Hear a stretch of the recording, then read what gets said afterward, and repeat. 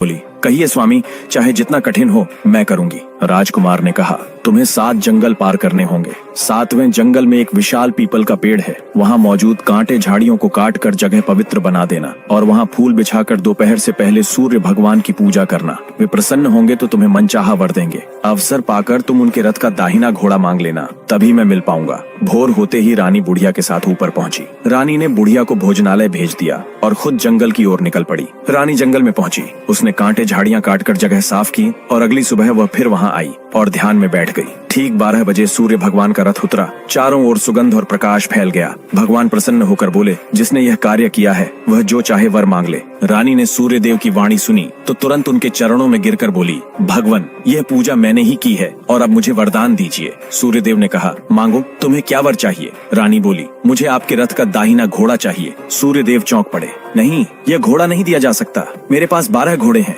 तुम कोई और मांग लो। परंतु रानी अड़ गई, नहीं प्रभु, मुझे वही दाहिना घोड़ा चाहिए, वरना मैं अपने प्राण त्याग दूंगी। धर्म संकट में पड़े सूर्य देव ने अंततः कहा, ठीक है, यह घोड़ा तुम्हें मिलेगा, परंतु पाताल लोक में जाकर। रानी दृढ़ स्वर में बोली, पाताल हो या स्वर्ग, मैं उसे अवश्य लाऊंगी। सूर्य देव से वरदान पाकर रानी अपने भोजनालय आ पहुंची। शाम होते ही रानी और बुढ़िया गाय की पूंछ पकड़कर सुरंग से पाताल लोक में उतर गईं। वहां वही अद्भुत घटना पुनः घटी। घोड़ा कुंड में नहाया और दिव्य राजकुमार बन गया। राजकुमार ने भोजन किया और दीपक से पूछा, हे दिए दीपंकर, मेरे माता पिता अब कैसे हैं? दीपक बोला, वे आपके वियोग में मृत्यु के निकट पहुंच गए हैं। राजकुमार का हृदय भर आया, आंखों से आंसू छलक पड़े। फिर उसने पूछा, मेरा राज्य अब किसके हाथ में है? दीपक बोला, तुम्हारा प्रधान गद्दी हड़प चुका है और प्रजा पर अत्याचार कर रहा है। यह सुनकर राजकुमार का खून खोल उठा। अब वह पूछने लगा, हे दिए दीपंकर, मेरी पत्नी क्या कर रही है? अब दिया कुछ नहीं बोला, चुप रहा। तभी रानी का संयम जवाब दे गया। वह दौड़कर पति के गले लग गई। राजकुमार ने उसके आंसू पोंछते हुए कहा,